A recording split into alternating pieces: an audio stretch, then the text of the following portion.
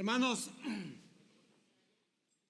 recordando y retomando, reconectando esta enseñanza, esta predicación que tenemos acerca del Evangelio de Mateo,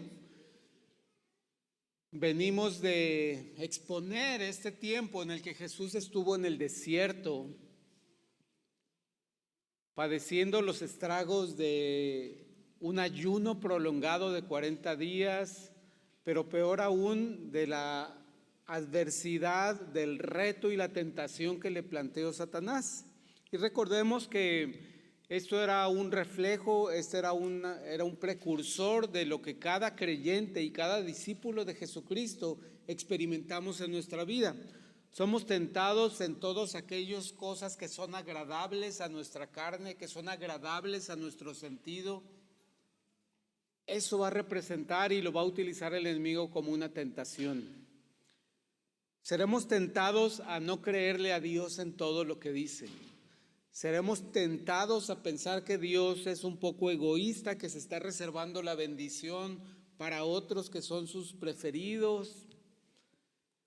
Y seremos tentados en nuestro orgullo cuando pensemos que no se nos está dando el valor que creemos que tenemos. Entonces, la realidad que vimos en este tiempo de Jesús en Mateo al comienzo del capítulo 4 es que todos seremos tentados, así como fue el Señor Jesucristo. Sin embargo, llegamos a las conclusiones de que ante la tentación es importante la plena dependencia y comunicación con Dios. No puedes ser el llanero solitario que resiste solitariamente las tentaciones. Tienes que depender de Dios y de la palabra que te ha dado y de la palabra que nos ha provisto para librar y resistir al enemigo. También sabemos que tenemos un cuerpo ahora, que Jesús ha constituido y dejado un cuerpo que es compañía, que es apoyo, que es guía, que es consejo, que levanta nuestros brazos, que nos lleva de la mano cuando estamos pasando por este trance de la tentación. Y somos una comunidad de apoyo en medio de la tentación, no solamente en medio del pecado y sus consecuencias y la restauración, sino en anticipación a eso en el momento de la tentación. Y también hablamos de que debemos de evitar lugares y ambientes propicios para la tentación. No dejemos que como el diablo llevó a Jesús al pináculo del templo y lo llevó a un monte muy alto y ahí le planteó la tentación. No dejemos que nuestros planes o nuestro descuido nos lleven a lugares que pueden ser propicios e idóneos para la tentación. Después de esta enseñanza que vemos acerca de Jesús siendo preparado en el desierto a través de la tentación, a través del hambre, a través de entender y afirmar su convicción de llevar a cabo el plan de salvación, entonces termina este pasaje de una manera muy hermosa diciendo: el diablo entonces le dejó, y aquí vinieron ángeles y le servían. Qué hermosa imagen de victoria cuando el enemigo se alejó de Jesús y se acercaban los ángeles a servirle. El diablo no se fue por mucho tiempo, porque Jesús le dijo a los pocos meses, a un par de años después, le dijo a Pedro: Pedro, Satanás me ha pedido zarandearte, ha pedido que le conceda zarandear tu vida. Entonces el enemigo vuelve, y el enemigo ha vuelto a cada generación de creyentes, a cada generación de líder, y a cada momento y a cada etapa de tu vida va a volver el enemigo y continuamente va a estar asediándote para tentarte. A nuestros niños, a nuestros jóvenes, a los adultos. Hermanos, cada vez que nosotros predicamos, los pastores, los predicadores, nuestra oración los días anteriores no es: ay, que yo predique bien, ay, que pueda explicar este concepto, que pueda transmitir esta aplicación. Esa no es nuestra oración.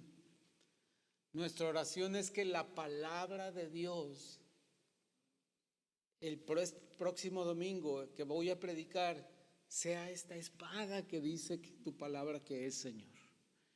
Que tu palabra que es suficiente y poderosa sea esa espada que va a llegar al corazón de cada uno de mis hermanos y va a discernir las intenciones, va a discernir los pensamientos y los va a guiar a la verdad y a la realidad de nuestra necesidad de Dios. Esa es la oración que hacemos cuando vamos a predicar, cuando vamos a enseñar. No es acerca de nuestra capacidad o nuestro talento o nuestra preparación o lo que nuestras consultas, nada de eso. Es simplemente, Señor, que tu palabra sea esa espada que dice que es de doble filo, cortante y que llega hasta el tuétano de las almas de los oyentes. Y este mensaje, hermanos, tiene un nombre muy difícil, porque esta misma palabra que es una espada es difícil, y el mensaje se llama dejando al instante la barca y a su padre le siguieron. Habla de cuando Jesús llamó a los primeros discípulos. Y es hermoso, hermanos, ver esto, que tal y como pasó a las orillas del mar de Galilea, lo seguimos viendo esta misma realidad. Me anima, me inspira la vida de nuestra hermana Brenda, porque ella hizo lo mismo. Cuando la hermana Brenda creyó, al instante dejó la barca y a su padre, no a su padre físico, sino todo lo que representaba una prioridad para su vida, y siguió al Señor Jesucristo, y sigue al Señor Jesucristo.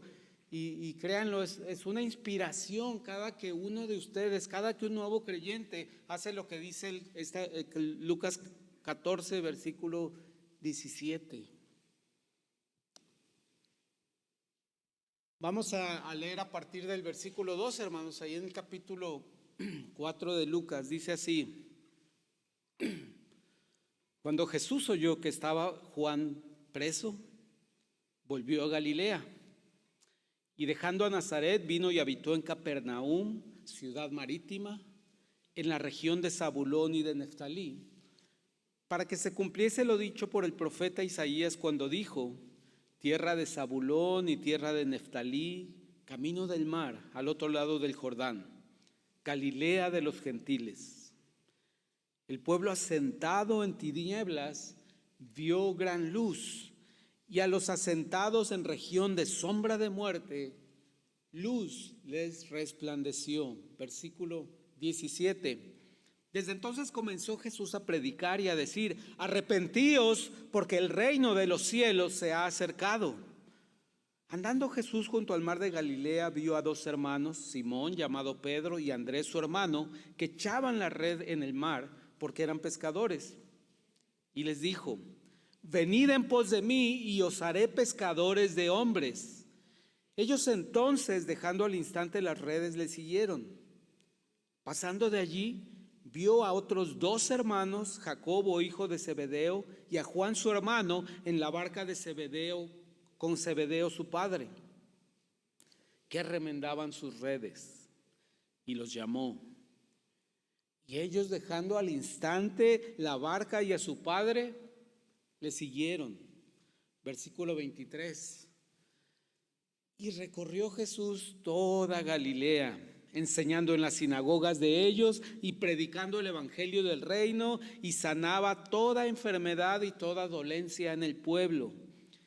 Y se difundió su fama por toda Siria, y le trajeron todos los que tenían dolencias, los afligidos por diversas enfermedades y tormentos, los endemoniados, lunáticos y paralíticos, y los sanó.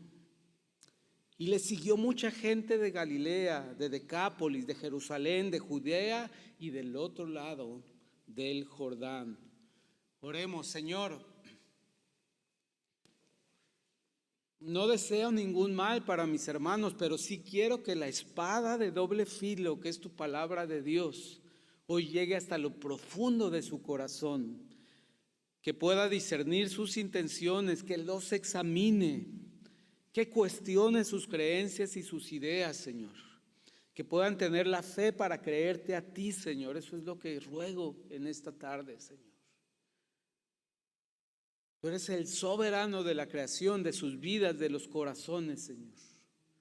Tú traes convicción y convencimiento acerca de la profundidad de nuestra necesidad de ti, Padre, en Cristo Jesús. Amén. Acabamos de leer 6 cosas acerca de este momento en el que Jesús inicia su misión en la tierra, y hay 6 cosas importantes que podemos destacar de este pasaje que acabamos de leer. Primeramente, que Jesús empieza su ministerio e incluso se muda de Nazaret a la ciudad de Capernaum como respuesta a una necesidad, y la necesidad es que Juan el Bautista, que había estado anunciando y convocando al arrepentimiento, Juan el Bautista fue encarcelado. Más adelante hablaremos acerca de este encarcelamiento que fue tan común en todos aquellos que querían servir a nuestro Dios y que fueron discípulos de Jesucristo. Jesús responde a una necesidad. Y quiero que en estos 6 puntos, antes de continuar a describirlos brevemente y luego ya pasar a revisarlos, quiero, hermano, que pienses que mis palabras y lo que voy a hablar y leer es un gigantesco espejo donde te estás viendo tú reflejado, porque las 6 cosas que están aquí representadas en esta diapositiva son 6 cosas que hizo Jesucristo y que hicieron sus discípulos y que hizo la gente que lo escuchó. Pero, hermano, me refiero a que es un espejo porque son para ti, son para el creyente en el año 2024, febrero de 2024. No te estoy platicando una historia muy padre a la orilla de Galilea, te estoy hablando de lo que el Señor quiere para tu vida, que el Señor quiere replicar en esta misión de Jesucristo. Quiere replicarlo en tu vida, quiere repetir estas mismas cosas en tu vida. Así que mira con atención este espejo. Es para ti, hermano. No es para alguien que se preparó 5 años, 4 años, 3 años para hacer esto. Esto es para tu vida. Es para tu equipamiento. Es para tu preparación personal y es para que sirvas al Señor con tu vida. Entonces, lo primero que Jesús hizo es respondió a una necesidad. Juan el Bautista encarcelado, Jesús tenía la necesidad de responder, dar continuidad a su anuncio. En ese momento era el momento en que Juan el Bautista menguaba y que llegaba Jesucristo a escena y tenía que mudarse, dejar a su familia y cumplir una profecía de ir a esta región de Neftalí y Zabulón. Lo segundo que hace inmediatamente cuando él empieza a anunciar el evangelio, cuando empieza a hablar del reino de los cielos, inmediatamente se proyecta ese mensaje como una luz en la oscuridad que imperaba en la vida y en las emociones y en las almas de esas personas, tal y como hoy vivimos en la oscuridad. Lo tercero, obviamente, es que estaba dando exactamente continuidad al mensaje de los profetas, al mensaje del mayor de los profetas, que era Juan el Bautista, y él continuaba hablando. Se acerca el reino de los cielos con una oferta de salvación para ti. En cuarto lugar, una vez que estaba planteado este mensaje, el Señor tenía que fundar su iglesia, darle una extensión a su cuerpo a través de los creyentes y los discípulos. Y una vez que tuvo esos discípulos, esos creyentes que le seguían, que habían puesto su confianza en él, empezó a enseñarles, recorriendo, enseñando, predicando y sanando, haciendo esta labor. 4 acciones importantes que hizo el Señor los siguientes 3 años y que enseñó a sus discípulos la importancia de estas cosas como parte del plan de Dios para la humanidad.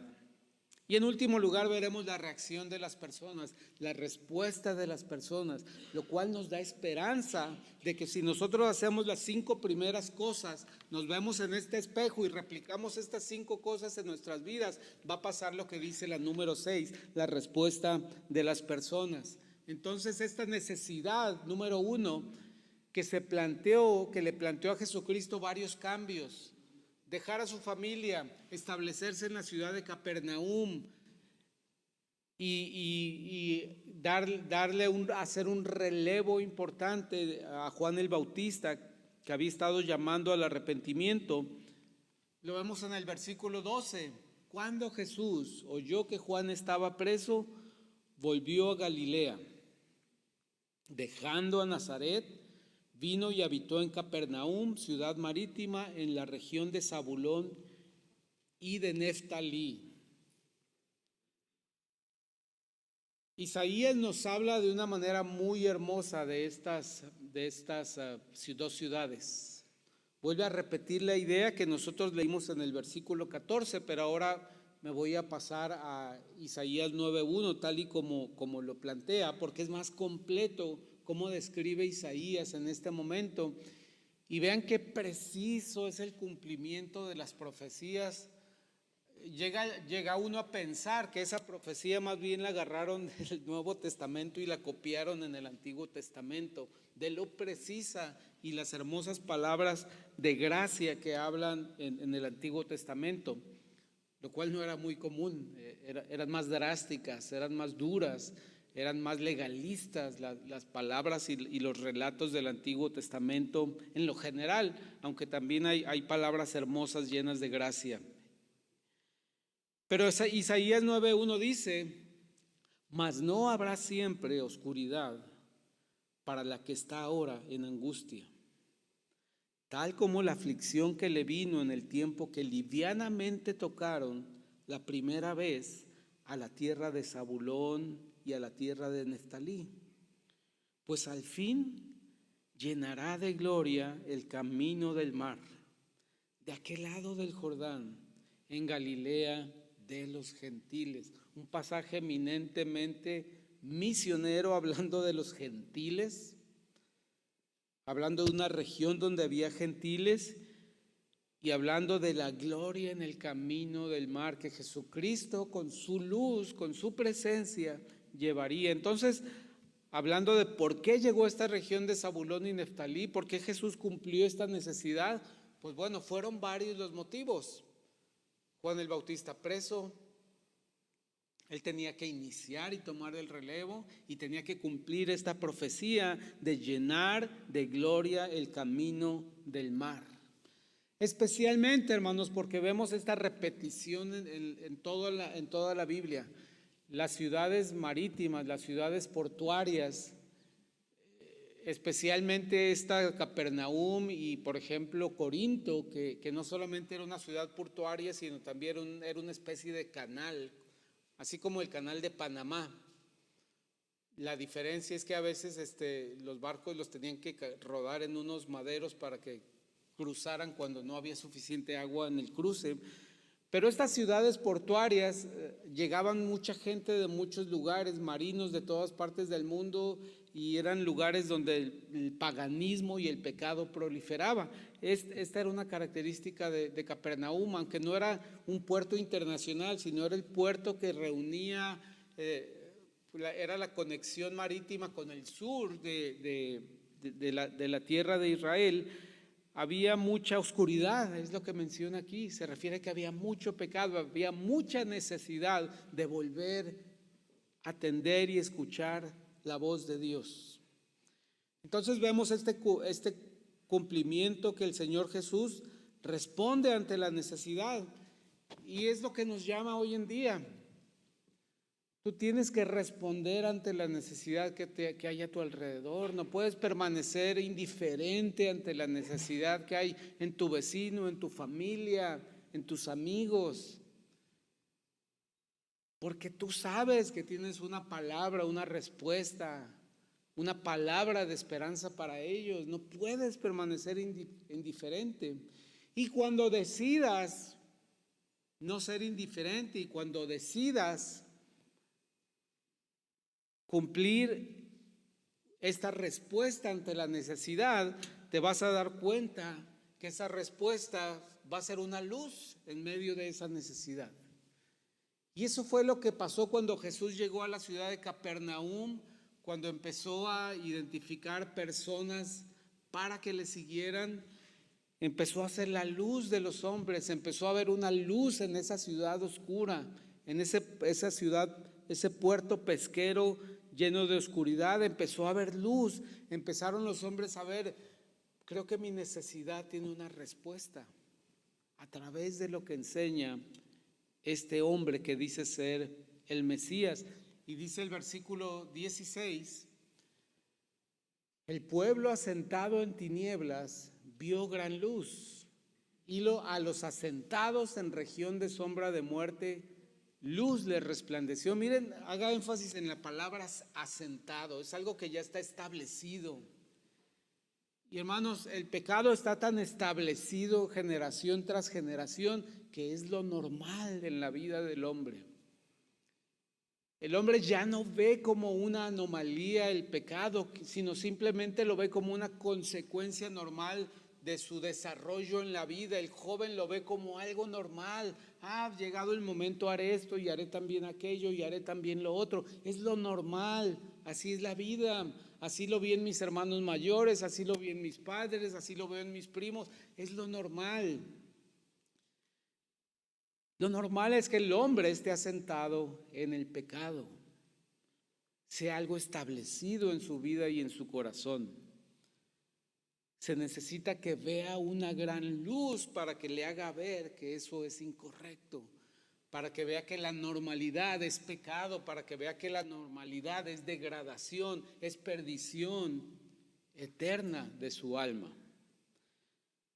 El pueblo asentado en tinieblas vio gran luz, y a los asentados en región de sombra de muerte, luz les resplandeció cuando escucharon a Jesucristo, cuando escucharon que el reino de los cielos se acercaba. Les demandaba arrepentimiento porque venía una oferta de salvación. Y hermanos, vuelvo al espejo. Marcos 5:14 nos presenta el espejo porque dice: vosotros sois la luz del mundo. No es solo Jesucristo cuando llegó a Capernaum. Hermano, tú eres la luz del mundo. Tú eres la luz alrededor de tu familia, de tus vecinos, de tus colegas, de tus compañeros de trabajo, de tus enemigos. Tú eres la luz en su mundo. Tienes ese privilegio y esa responsabilidad. Una ciudad asentada sobre un monte no se puede esconder. No puedes evadir esa realidad. Si tienes a Cristo en tu corazón, si has creído, puesto tu confianza en Él, Él vino a través del Espíritu Santo a vivir en ti y eso se va a notar, aunque lo quieras ocultar. Tal vez puede ser muy efectivo ocultándolo, pero va a ser difícil contenerlo en algunas ocasiones porque el Espíritu Santo te va a guiar y te va a hablar. Luz debe resplandecer cuando tú estás en un lugar, hermano. Aunque no abras la boca, con la manera en la que te conduces, la manera en la que observas a los demás, con una mirada compasiva, una manera que quiere entender cómo se siente la otra persona, una sonrisa que anima, una sonrisa que apoya. Mejor si esto va seguido de palabras de ánimo, palabras de esperanza. Y lo que hizo Jesucristo en tercer lugar fue únicamente darle continuidad al mensaje de Juan el Bautista. Dice el versículo 17, desde entonces comenzó Jesús a predicar y a decir: arrepentíos porque el reino de los cielos se ha acercado. Dios se acerca a los hombres y tiene una oferta que hacerte. Dios se acerca a los hombres y esta vez no es para demandarte que cumplas con toda la ley. Dios se acerca y no es para demandarte que sacrifiques un animal para cubrir el pecado, no perdonarlo, sino cubrirlo brevemente por un tiempo que Dios no lo vea. Pero para que el reino de los cielos se acerque a tu vida, demanda arrepentimiento. Y no es meramente un sentimiento de culpa, es mucho más que eso. Y cuando hablamos de que Jesús predicaba, lo hacía en esta forma compacta, lo hacía con esta frase que fuera transmitida. Oye, escuché a Jesús hace unas horas, estuvimos a las orillas del mar de Galilea y dijo que nos arrepintiéramos porque el reino de los cielos se ha acercado. ¿Qué significa eso? Si nos pide que nos arrepintamos es porque seguramente estamos en pecados y nosotros estamos pensando que estamos cumpliendo la ley. Entonces algo no está bien, la ley no es suficiente. Nos está llamando a un arrepentimiento diferente. Y cuidado, porque dice que el reino de los cielos se acerca. Pero si a nosotros nos reinan los romanos, ¿qué será que se va a acercar un reino? Es decir, esta forma que predicaban Juan el Bautista y después Jesucristo planteaba unas interrogantes y ponía unas dudas tremendas en la vida del pueblo judío.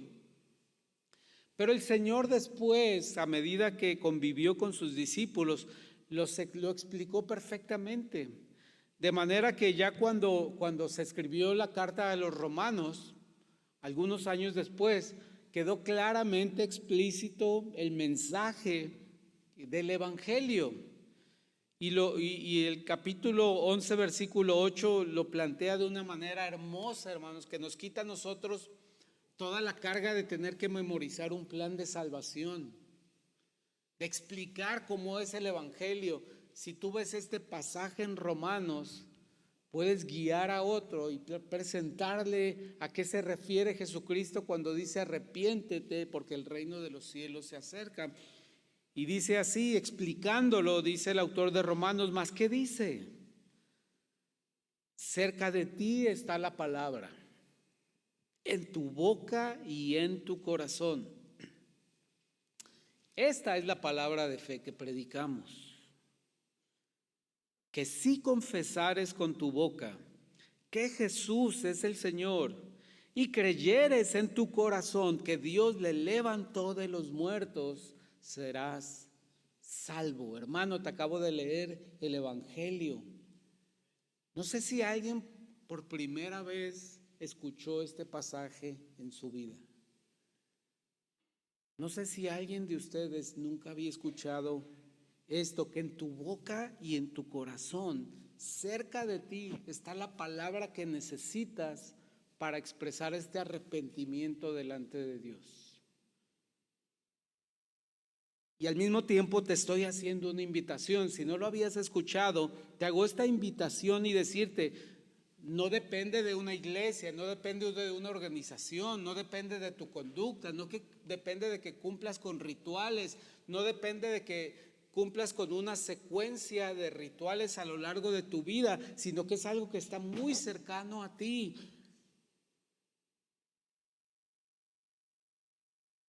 Cerca de ti está la palabra, en tu boca y en tu corazón. A ti te digo, si nos visitas y no has puesto tu confianza en el Señor Jesucristo, no está lejano. No necesitas una preparación, no necesitas entrenamiento, no necesitas una certificación. Cerca de ti, en tu boca y en tu corazón, está esta palabra de fe que predicamos y que tú puedes decir en este momento. Que si confesares con tu boca que Jesús es el Señor de tu vida y creyeres en tu corazón que Él lo resucitó después de haber muerto en la cruz, serás salvo. Esa era la predicación que hacía Jesús. Ese es el evangelio que te acabo de comunicar. Y no es para tu información, es para que tomes una decisión, es para que respondas. Si está cerca de mí, en mi boca y mi corazón, pues sí quiero confesar eso, que creo que el Señor Jesús es el Señor, es Dios, y que resucitó después de haber muerto en la cruz, será salvo. Es una confesión, pero es una declaración delante de Dios. Es una petición de perdón a Dios. Es una petición de salvación. ¿Quisieras hacerla el día de hoy? Si no la has hecho. Yo sé que en todos los ámbitos de tu vida puedes ser muy arrojado, muy valiente, muy contundente, muy asertivo. Pero esto es muy importante. Valdría la pena que si te da pena levantar la mano, es algo muy importante y estás en el lugar correcto para manifestarlo. ¿Quieres hacer esta confesión? ¿Quieres aceptar que Jesús es el Señor y creer en tu corazón que el Señor le resucitó?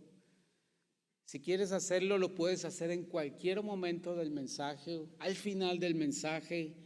Buscarnos a cualquiera de los pastores, Raúl, yo, cualquiera de los diáconos que ves ahí atrás y comentarles, tengo esta inquietud por hacer esa confesión. Porque es lo que el Señor Jesucristo vino a hacer, vino a darle continuidad a este mensaje. Dice el versículo 10, porque con el corazón se cree para justicia, pero con la boca se confiesa para salvación. Pues la Escritura dice, todo aquel que en él creyere no será avergonzado. Así que no debiera avergonzarte manifestar que quieres hacer esta confesión de fe. En cuarto lugar, en este pasaje vemos que el Señor Jesús vino a convocar a sus discípulos. Y en algún momento alguien de este lugar, o quizá en casa de Yasmín y Enrique, alguien convocó a Brenda como discípulo.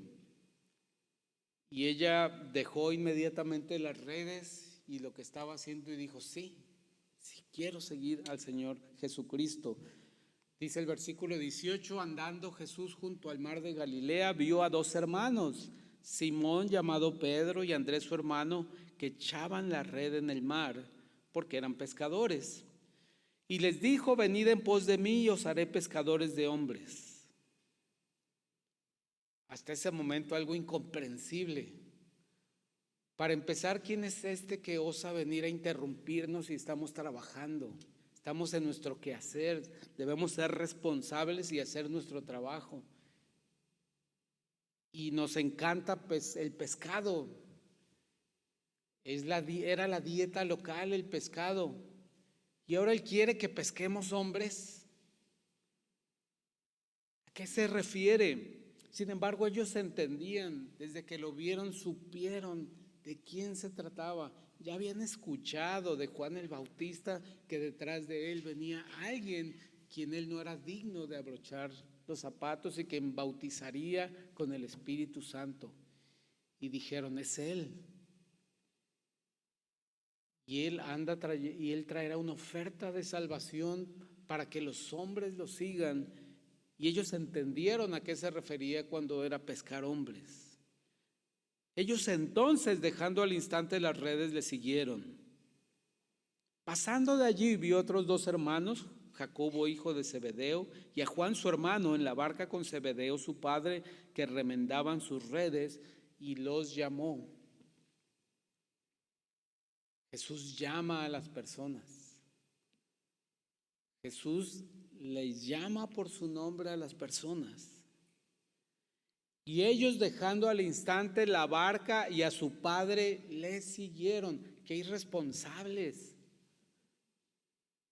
Sí, hermanos, ser creyente implica irresponsabilidad con el mundo, porque ya no te sujetas a sus normas, ya no te sujetas a sus lineamientos. Por eso dice la palabra que es locura la fe en Jesucristo.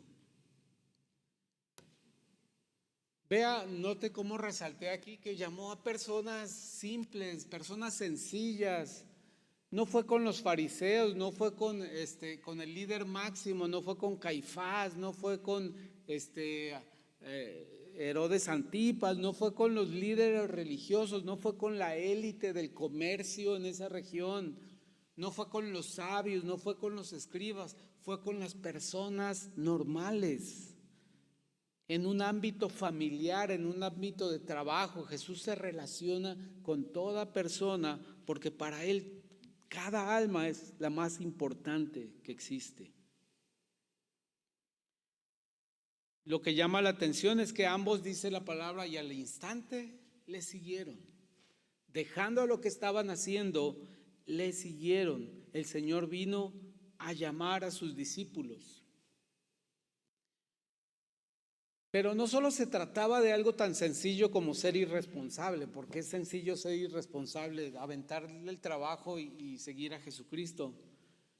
No, llegó el momento en que grandes multitudes seguían a Jesucristo, pero lo empezaron a hacer por los motivos incorrectos.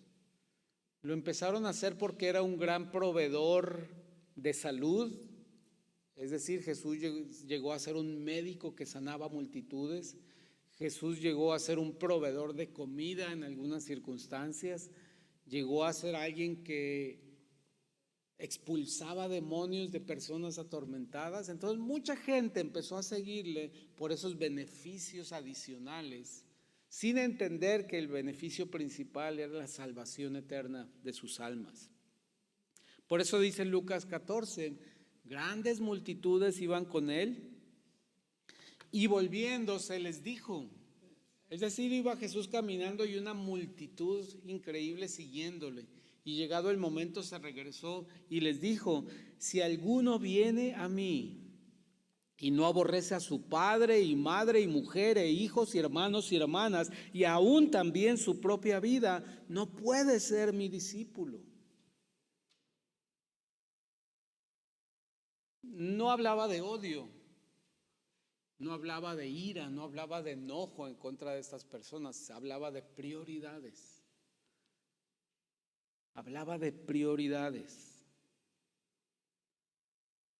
Y el que no lleva su cruz y viene en pos de mí, no puede ser mi discípulo.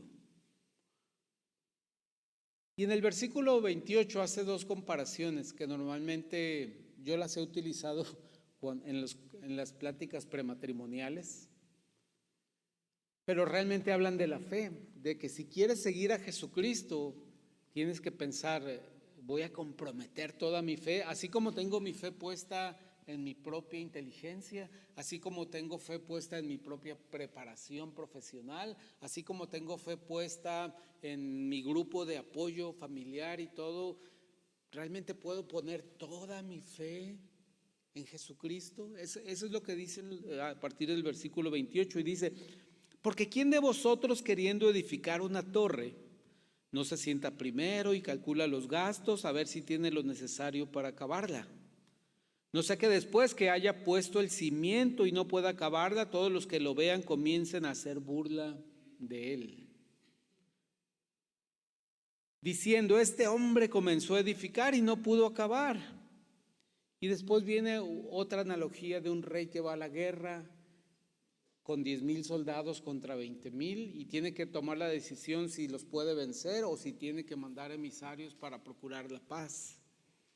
Y dice el versículo 33, concluyendo estas ilustraciones, así pues, cualquiera de vosotros que no renuncie a todo lo que posee, no puede ser mi discípulo. Esta es una característica importante de ser discípulo, que tu prioridad en la vida debe cambiar. No puedes poner a Dios en la misma categoría que tienes otras cosas importantes en la vida. Cuando crees para salvar algo tan importante y tan único, y es tan único que es lo único eterno que hay en tu persona, que es tu alma, entonces tienes que poner en alta prioridad a aquel que ofrece salvarla, guardarla, conservarla, preservarla y presentarla delante de Dios. No te está pidiendo un sacrificio, sino te está diciendo, reconoce que es lo más importante. Es más importante lo eterno que lo temporal. La paternidad, la maternidad, la hermandad serán algo temporal, pero tu alma es eterna. Ve esa perspectiva de importancia y de prioridad. Una vez que los convocó y que se dieron cuenta de lo que era necesario para ser discípulos. Bueno, de hecho no se dieron cuenta en ese momento, lo entendieron después hasta que vino el Espíritu Santo y les enseñó y les guió y les confirmó esa fe y esa convicción. Pero a partir de ahí Jesús, acompañado de ellos, empezó a hacer su obra. Se puso a trabajar en los negocios de su Padre Celestial. Y dice el versículo 23, y recorrió Jesús toda Galilea, enseñando en las sinagogas de ellos y predicando el evangelio del reino, el cual describimos anteriormente, y sanando toda enfermedad y toda dolencia en el pueblo. Hay 4 acciones importantes involucradas aquí.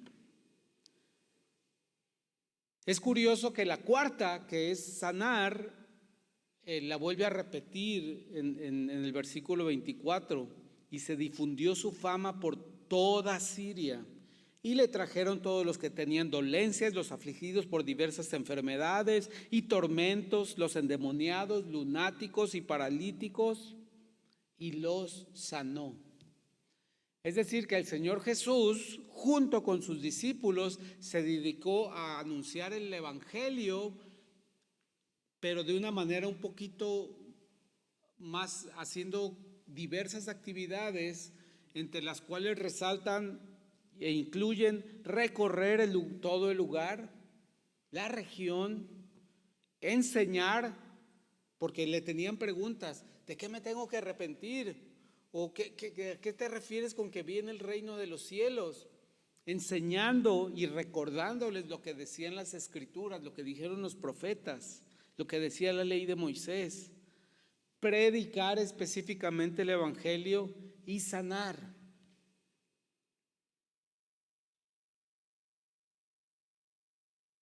Vuelve a ver el espejo aquí enfrente, man. Un gran espejo en el que te ves reflejado, y estas son las mismas actividades que el creyente en el 2024 tiene que hacer. Tiene que recorrer su entorno, tiene que hablar, ver a cada miembro de su familia, cuál es su condición, su situación espiritual. Obviamente va a haber una duda, va a haber una pregunta, va a haber un cuestionamiento. Bueno, hay que enseñar lo que dice la palabra acerca de ese cuestionamiento. Hay que predicar esta palabra de fe que enseñamos. Y hay que orar al Señor para que sane las emociones, para que sane las enfermedades, para que restaure las relaciones. Este es nuestro oficio, hermano. Estos son los ministerios de la iglesia. Pero todo parte de anunciar el arrepentimiento y anunciarles que se acerca el reino de los cielos con una oferta de salvación a través de la muerte y resurrección de Jesucristo. Hablando de recorrer la familia, pues entra dentro de la familia están los padres. Por eso en el punto anterior menciona mucho al padre de Juan y Jacobo, Zebedeo, que estaba ahí. Supongo que en muchos de los discípulos hubo este cuestionamiento: ¿y por qué vas a seguir ese hombre, ese nazareno, y te vas a apartar de las enseñanzas de la sinagoga y te vas a apartar de la ley? Ese hombre dice que viene a cumplir la ley, pero ¿cómo puede ser posible si no ha presentado sacrificios por sus pecados? Seguramente hubo una gran fricción entre los padres de los creyentes en Jesucristo, de los discípulos, y los discípulos mismos, porque muy seguramente muchos de los padres decían: no te puedes apartar de cumplir la ley, es imposible, y si lo haces ya no eres mi hijo. Hasta hoy en día eso ocurre con las familias judías. Pero desafortunadamente el enemigo ha llevado este sistema a toda religión en el mundo, en el que hay una dependencia tan fuerte del lazo paternal, del lazo maternal, que muchas personas quisieran creer en Jesucristo, pero hay un lazo tan fuerte y temor a traicionar a la creencia de sus padres. Por eso es que el Señor Jesús dijo, si no dejares a tu padre y ese lazo religioso, ese lazo que se tiende hacia ti, no puedes ser mi discípulo. Porque el Señor quiere liberarnos aún de la religión, del cumplimiento de las reglas, del cumplimiento de las normas, para darnos libertad en Él. Y a veces en eso consiste sanar. A veces el creer nos saca del núcleo familiar y crea enemistad, crea distanciamiento. Y también tenemos que sanar eso para mostrar que Dios ama a todas las personas y que la salvación es un acto de fe, no un acto de cumplimiento de una religión. Y finalmente, hermanos, esto trajo una respuesta de las personas. Versículo 25, y le siguió mucha gente de Galilea, de Decápolis, de Jerusalén, de Judea y del otro lado del Jordán. No había medios impresos, no había medios radiofónicos, no había medios de comunicación escritos, no había periódicos, no había gacetas, no había revistas. Todo era lo que le conté al que me escuchó, él se lo platicó a otra persona. Y la ciudad de Capernaum es donde está este pescadito. Y al poco de unas semanas, toda esta región desde Jerusalén, estamos hablando cerca de 150 kilómetros, Decápolis, y más aún decía que toda Siria, toda esta región, una increíble región, ya había escuchado y le seguía a Jesucristo. No solo habían escuchado, le seguía mucha gente de Galilea, de Decápolis, de Jerusalén, de Judea y del otro lado del Jordán. Es decir, esta palabra de Dios que es cortante tiene mucho alcance. Cuando Dios impacta una vida, esto tiene mucho alcance. Cuando Dios impacta una vida, la palabra de Dios llega hasta Chiltepín. Cuando Dios impacta una vida, la palabra de Dios llega hasta Papúa Nueva Guinea. Cuando Dios impacta una vida, la palabra de Dios llega hasta la comunidad más recóndita de Chiapas.